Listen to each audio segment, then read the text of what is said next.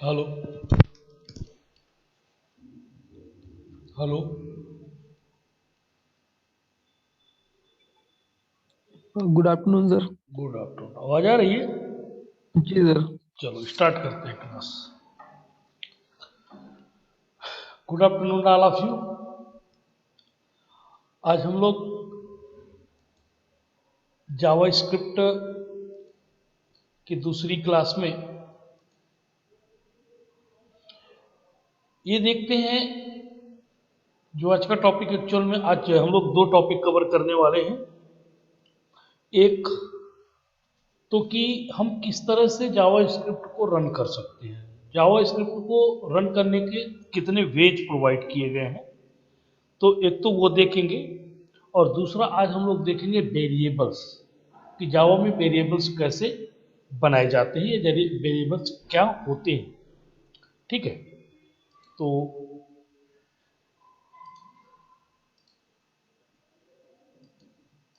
शायद आप लोगों को स्क्रीन दिखने लगी होगी।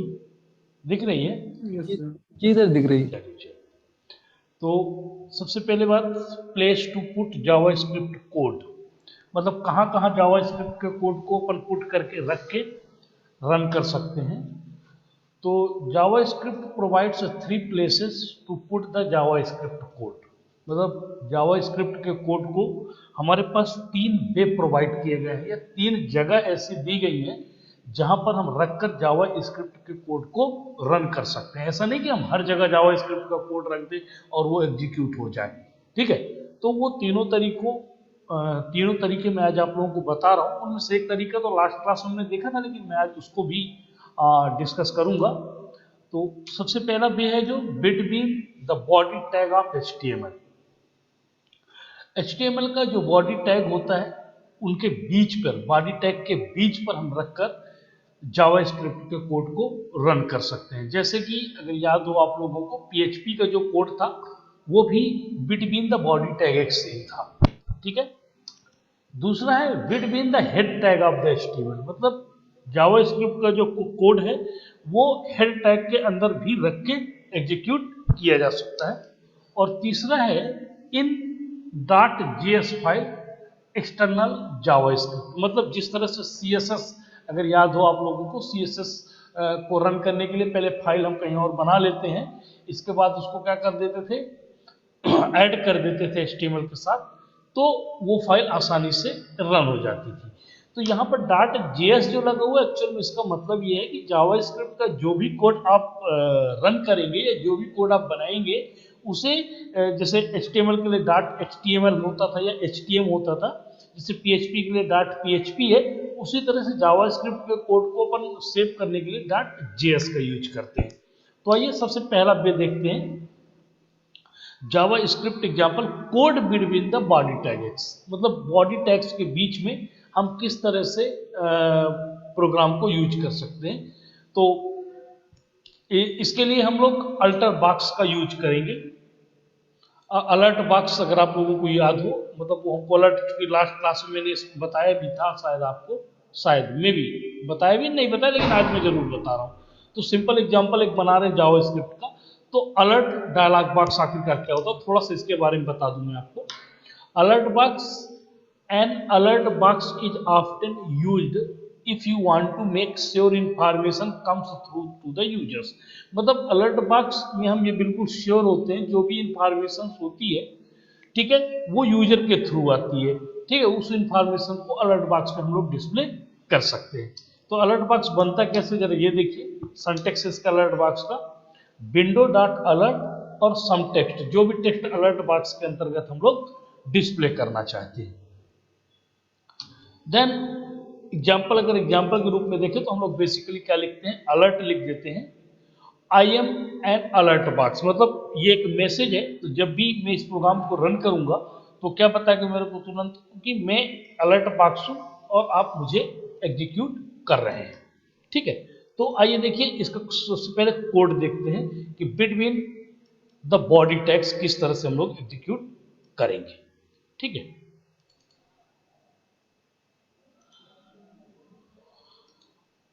कोड दिख रहा है आप लोगों को? अभी सर पावर पॉइंट नहीं दिख रही है सर। पावर पॉइंट दिखाइए।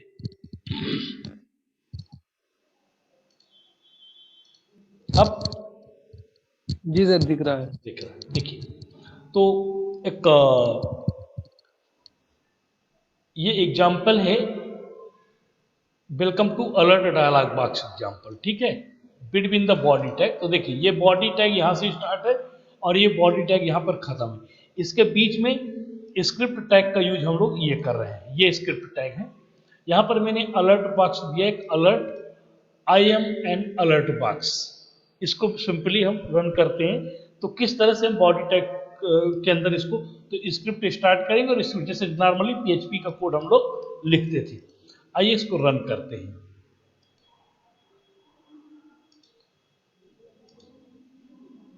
ठीक, तो ये देखिए आप लोग आउटपुट दिख रहा है क्या? Yes sir. I am N alert box, ठीक है। ओके में जैसे क्लिक करेंगे ये देखिए आपका प्रोग्राम एग्जीक्यूट हो गया, welcome to alert dialog box example, ठीक है। सर हेडिंग टैग तो इसमें पहले था, तो सर इसको पहले ना शो करना चाहिए।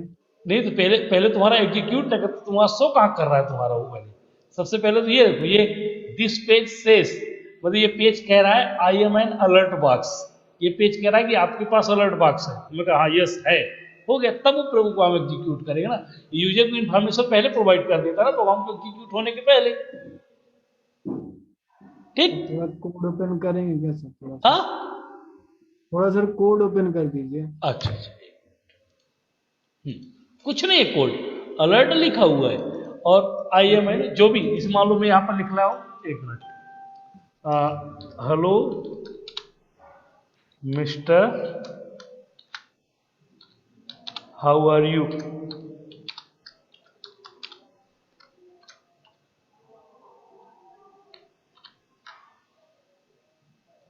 इसको सेव कर दिया।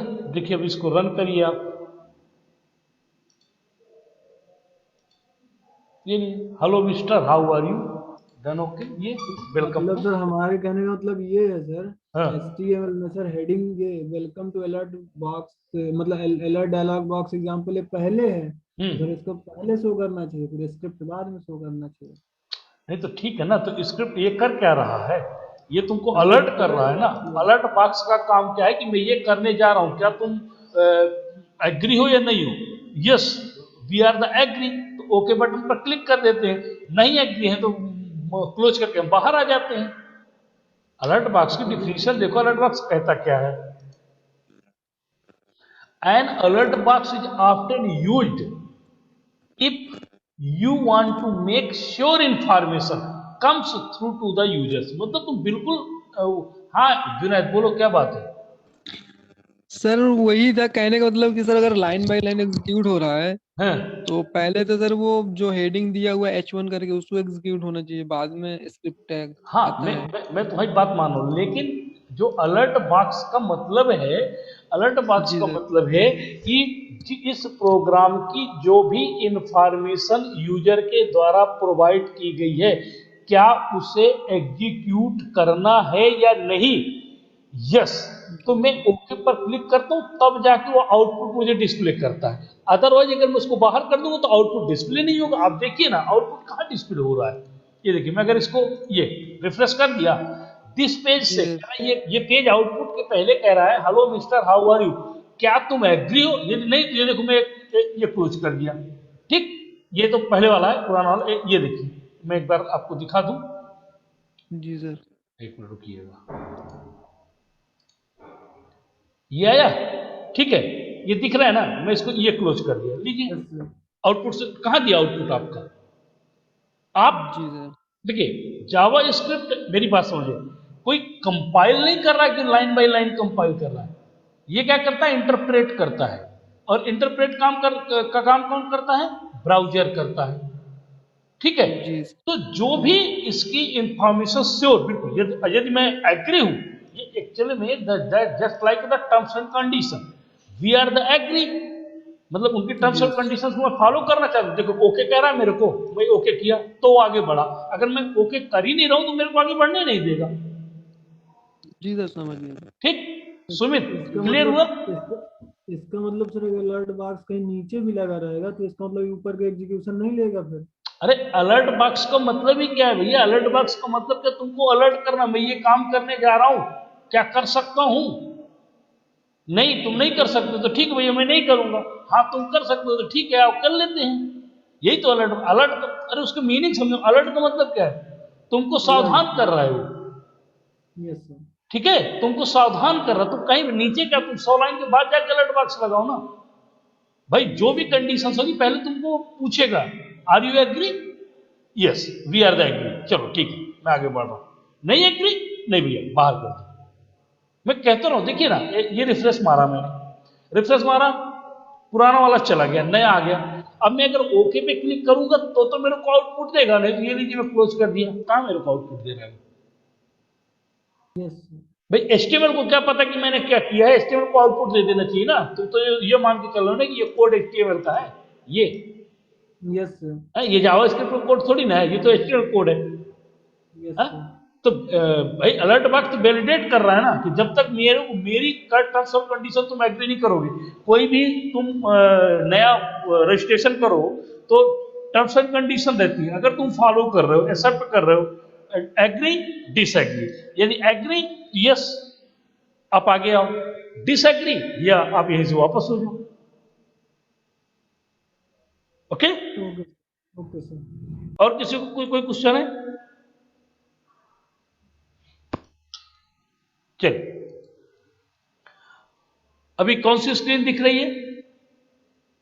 पीपीटी। पीपीटी। चलिए, तो हमने क्या देखा? जावा स्क्रिप्ट का पहला। दूसरा आप देखिए, JavaScript code between the head tag, we are creating a function message. मतलब एक मैसेज नाम का फंक्शन हम क्रिएट करेंगे और ये फंक्शन जावा स्क्रिप्ट का होगा। And you need to write function with function name as given below. मतलब जो फंक्शन का नेम होगा उस फंक्शंस को हम आगे, मैं प्रोग्राम आपको दिखाऊंगा कि किस तरह से उस फंक्शंस को हम लोग लिखेंगे। To call function you need to work on event. और हम उस फंक्शन पे जो कोड लिखेंगे वो इवेंट का कोड होगा। ठीक है? और ऑन क्लिक इवेंट होगा, मतलब जब तक मैं क्लिक नहीं करूंगा तब तक तो इवेंट जो मैसेज कॉल नहीं होगा। ठीक है? तो आइए देखिए, मैं बताता हूं आपको किस तरह से हम लोग इसको देख सकते हैं, इसको समझ सकते हैं।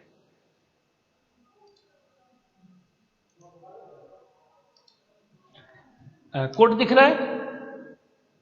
Yes sir. ओके, देखिए, ये हेड टैग यहां से स्टार्ट होता है, ठीक है, और हेड टैग यहां पर बंद होता है। इसमें स्क्रिप्ट कोड में लिख दिया। मैंने क्या स्क्रिप्ट कोड में लिखा?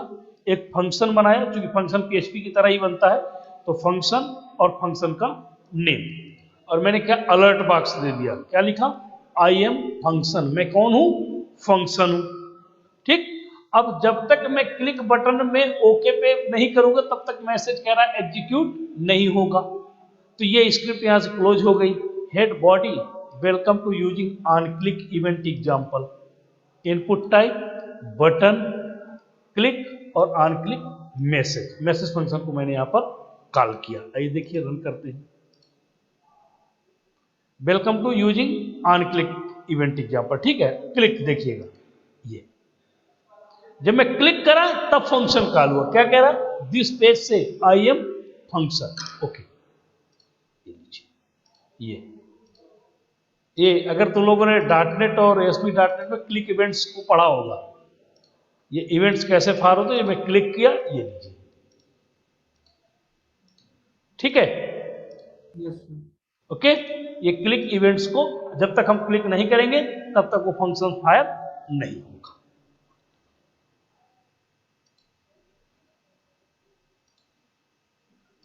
अब थर्ड वे है एक्सटर्नल जावास्क्रिप्ट। मतलब जावास्क्रिप्ट का कोड बाहर होगा और हम उसको अपने एचटीएमएल पेज पर इंक्लूड करेंगे। तो एचटीएमएल जावास्क्रिप्ट में एक जावास्क्रिप्ट फाइल को दूसरे एचटीएमएल स्क्रिप्ट में इंपोर्ट किया जा सकता है। ये जावास्क्रिप्ट फाइल .js एक्सटेंशन से सेव की जाती है। मतलब जो भी फाइल तुम बनाओगे तो उस फाइल का नेम रहेगा, बाद में एक्सटेंशन नेम .js रहेगा। एक्सटर्नल जावा स्क्रिप्ट से एचटीएमएल पेज को गति प्रदान करता है, मतलब स्पीड बढ़ती है एक्सटर्नल फाइल की वजह से। एक जावास्क्रिप्ट फाइल को मल्टीपल HTML पेजेस में भी इस्तेमाल किया जा सकता है। एक बार तुमने जावास्क्रिप्ट का कोड लिख लिया, जरूरत के हिसाब से मान लो एक मीनू पेज बना लिया, अब तुम्हें 10 तो वेबसाइट बनाना है, तो 10 वेबसाइट के लिए मीनू पेज थोड़ी ना अलग अलग डिजाइन करोगे, इसी से आप उसी को वहां पे इंपोर्ट करते जाओ। एक्सटर्नल जावास्क्रिप्ट के लिए स्क्रिप्ट पर SRC नाम का एक एट्रीब्यूट इस्तेमाल होता है। यहाँ पर थोड़ी सी चेंजेस आएगा। अभी तक जो एट्रीब्यूट जो जावास्क्रिप्ट का हम स्क्रिप्ट कोड लिखते थे, अब वहां पर एक SRC नाम का एट्रीब्यूट यूज होगा। देखिए कैसा, ये स्क्रिप्ट टाइप टेक्स्ट जावास्क्रिप्ट मालूम है आपको, SRC एक्सटर्नल JS.js, मतलब यहां का मतलब ये है कि जिस नाम से तुम फाइल बनाओगे उस फाइल का अपने नाम और .js, ये SRC का मतलब इतना है कि जो भी फाइल तुम जाके बाहर बनाओगे उस फाइल का नेम होगा और उसमें का एक्सटेंशन नेम के साथ उसको यहां पर आप लिख देंगे। आइए देखिए, इसको देखते हैं।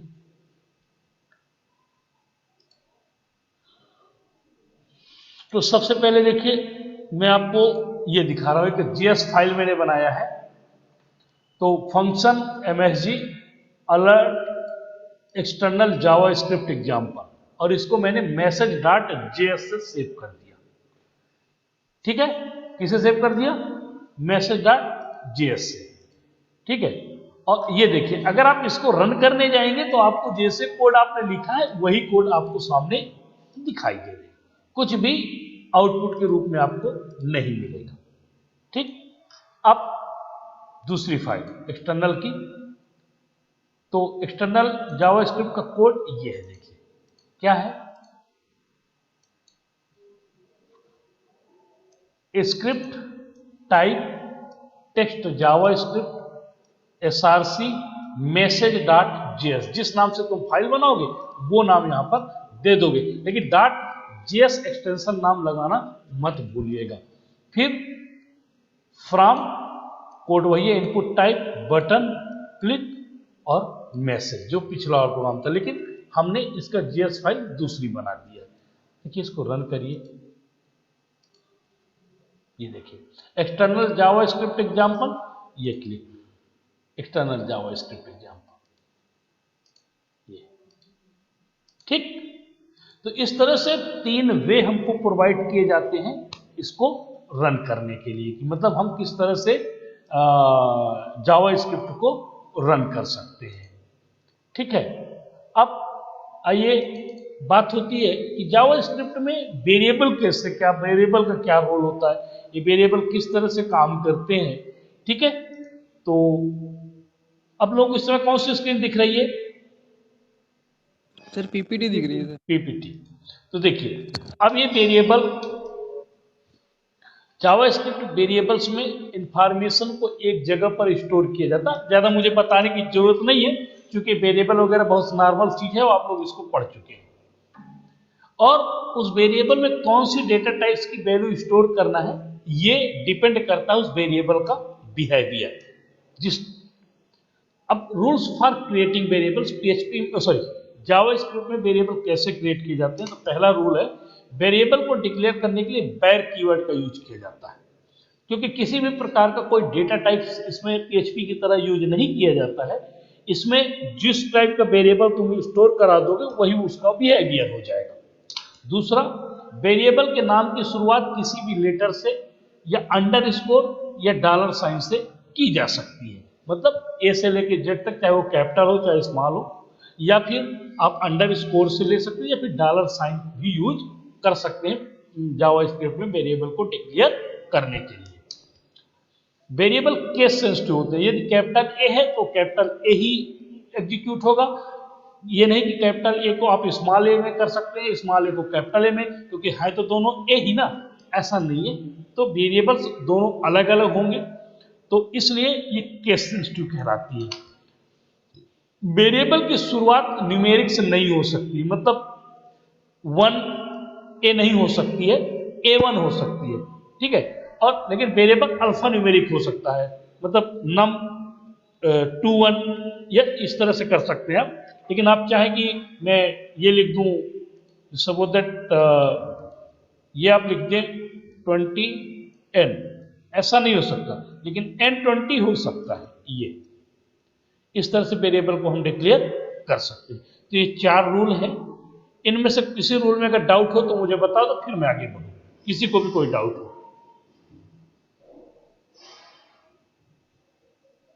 नहीं है? No sir. ओके।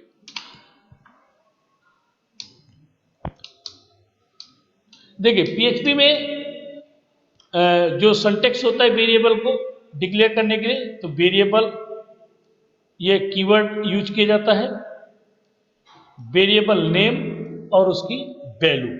फिर example, variable x equal 100, variable value equal रोज।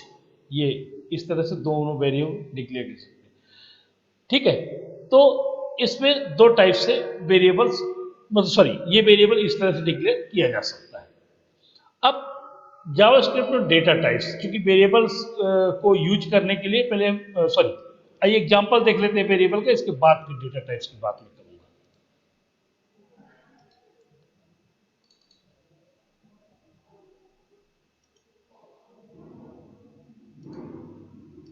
कोड दिख रहा है? जी sir. Var x equal 10, var y equal 20, var z equal x plus y, document dot write value of a is plus z। यहां पर हम इसको क्या करा दिया, प्रिंट करा दिया। देखिए रन करके इसको, वैल्यू ऑफ a इज 30, दिख रहा है आउटपुट? Yes sir. ओके। जी सर। दूसरा वेरिएबल देखिए,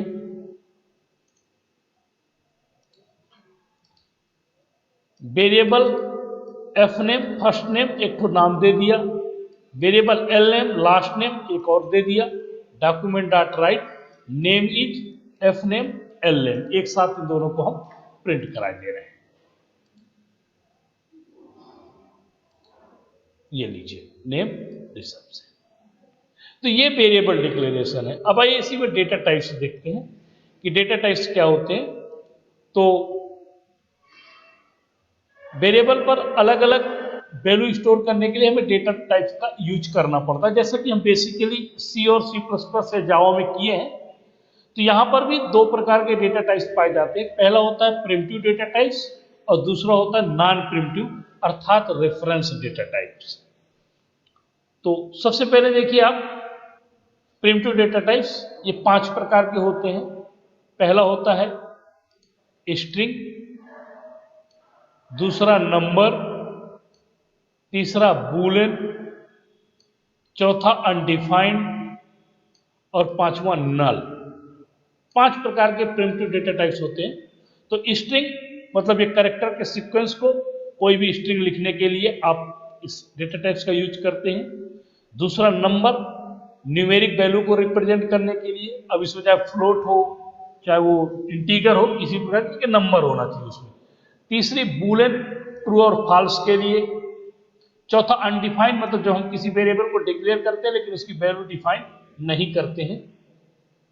और पांचवा नल, मतलब कोई वैल्यू सॉरी कोई वेरिएबल डिफाइन करते हैं लेकिन कोई वैल्यू ना डिफाइन करके उसको नल डिफाइन कर देते हैं, तो ये क्या कहलाता है, नल डेटा टाइप कहलाता है।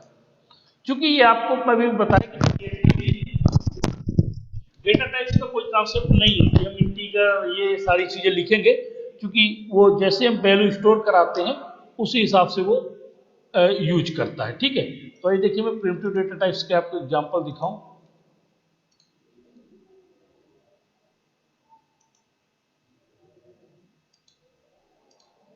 दिख रहा है कोड आप लोगों को? Yes sir. देखिए पहला वेरिएबल है एफ नेम, ये स्ट्रिंग टाइप का है। दूसरा नम, ये इंटीगर टाइप का है। तीसरा num1 5.10 फ्लोट टाइप का है। चौथा बूलियन टाइप का है। ये पांचवा, ये अनडिफाइंड है, ये अनडिफाइंड है।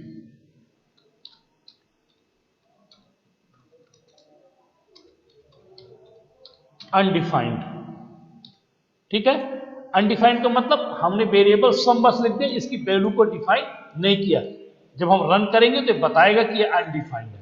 और पांचवा सॉरी छठवां वेरिएबल भी उसमें यूज किया गया है, वो नल है। हमने वेरिएबल डिफाइन किया है और उसकी वैल्यू को हमने नल दे दिया, कोई वैल्यू नहीं दिया, लेकिन हम जो गार्बेज वैल्यू है उस गार्बेज वैल्यू को हटा के हमने नल कर दिया है। क्योंकि जब भी हम कोई नया अर्थमेटिक ऑपरेशन परफॉर्म करें तो हमें गार्बेज वैल्यू का प्रॉब्लम ना रहे।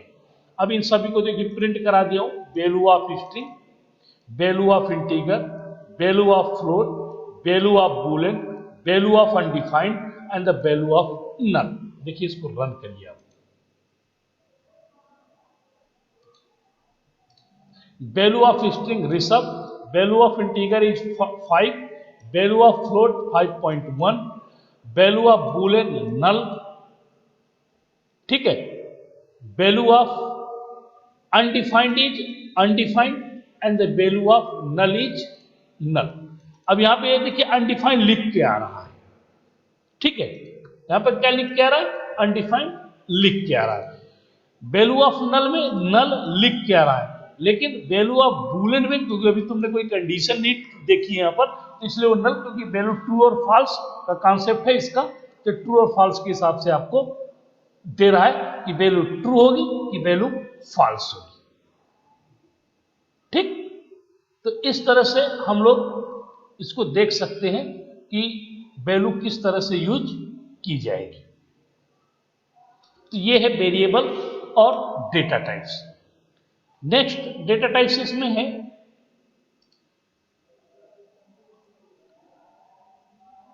Non primitive data types. इसमें जावास्क्रिप्ट और नॉन प्रिमिटिव डेटा टाइप तीन प्रकार के होते हैं। पहला ऑब्जेक्ट, दूसरा रेगुलर एक्सप्रेशंस और तीसरा अरे। ऑब्जेक्ट, जब हम किसी क्लास को बनाते हैं तो ऑब्जेक्ट आपको मालूम है उसके रेफरेंस को रिप्रेजेंट करने के लिए। और रेगुलर एक्सप्रेशंस, ये रेगुलर एक्सप्रेशंस क्या होते हैं, जैसे आपका अर्थमेटिक अलजेब्रिक एक्सप्रेशंस होते हैं उनको कैलकुलेशंस के लिए। और तीसरा जो अरे टाइप का डेटा टाइप होता है, मतलब आप जब भी कोई वैल्यू अरे की तरह यूज करते हैं तो ये उस अरे वैल्यू को यूज करने के लिए इसका प्रयोग किया जाता है। तो ये था आपका आज का डेटा टाइप्स। तो आज की क्लास इतनी ही है। अगर किसी को कुछ पूछना हो तो जरूर मुझसे आप लोग पूछ लीजिए। सर पीएचपी में सर अलर्ट बाग से रिलेटेड सर प्रॉब्लम है। पीएचपी में सर अलर्ट बाग से रिलेटेड सर प्रॉब्लम है। पीएचपी में alert box related sir problem थी। क्या क्या प्रॉब्लम है? पीएचपी में सर अलर्ट बॉक्स से रिलेटेड सर प्रॉब्लम थी। क्या प्रॉब्लम है? सर जैसे इक्वल लगा के सर यूज करते हैं script tag alert box use करने के लिए। है उसके बाद सर मान लीजिए नीचे सर कोई हेडर दे दिए, मतलब एक कोई एक फाइल। एक प्रोग्राम तुम्हें बना के दिए तो था मैं। सर सर एक स्क्रीन सर शो करा दूं सर, आप देख समझ लिए सर इसको। दिखाओ थोड़ी।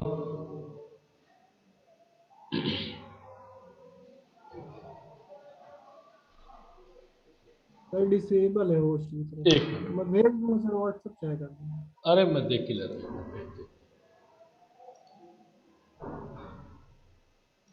हूँ। शेयर करो। जैसे सर एक फाइल सर F1 ये है सर, हम्म अलर्ट बॉक्स का यूज सर यहाँ हुआ है। हम्म तो कंडीशन के आधार पे सर अलर्ट बॉक्स को पहले शो करना चाहिए। फिर ये हम्म जो दूसरी है हेडर लोकेशन और फिर f2.php ये बाद में सर शो करना चाहिए। हम्म F2 मतलब ये बनी हुई है। हम्म लेकिन सर जब रन करता है, जैसे कहीं कहीं सर एप्लीकेशन में सर जरूरत पड़ जाती है, तो उस टाइम पे अलर्ट बॉक्स को मिस कर देता है और डायरेक्ट सेकंड फाइल कर देता है। रन करो जरा इसको।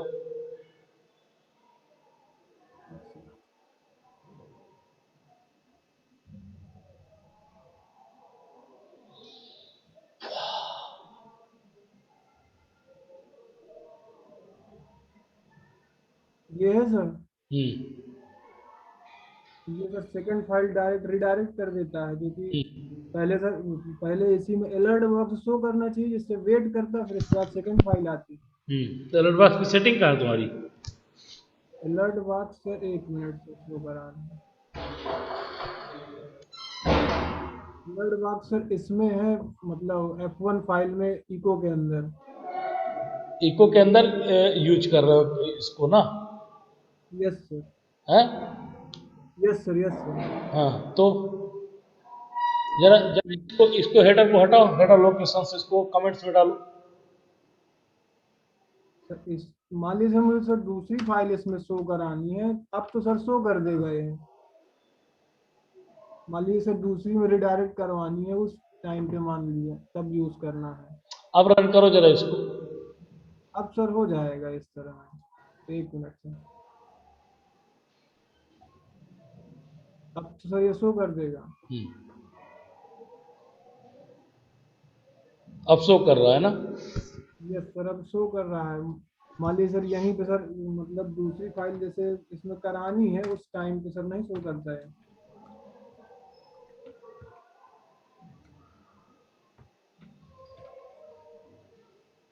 इस टाइम पे सर, क्या चाहते हो यहाँ पर तुम? सर हम ये चाहते हैं कि पहले सर अलर्ट बॉक्स इसमें शो करे, शो करने के बाद जैसे ओके करें तो दूसरी फाइल पे रिडायरेक्ट कर दे। मान लीजिए लॉगिन सक्सेसफुल है तो उसका मैसेज देने के बाद दूसरी फाइल पे मतलब इंटर करा अरे दे। तो एक तो प्रोग्राम दिया तो है यार तुमको मैंने कि जब वो लोकल हाउस में पूछता है कि you have login to local host, तो वो जाके फिर उसको जब ओके करते हो तब जाके लॉगिन पेज में भेजता है तुमको। हो ही नहीं रहा था तब सर, इसलिए छोटी सी फाइल सर बना दिया था। चलो चलो मैं इसको देखता हूँ, फिर बताता हूँ, कल बताता हूँ, ठीक है? Okay sir. हाँ, मैं कल इसको देखता हूँ। चलो, और किसी को कुछ पूछना है? और किसी को कुछ नहीं? चलो आज के लिए इतना ही काफी है।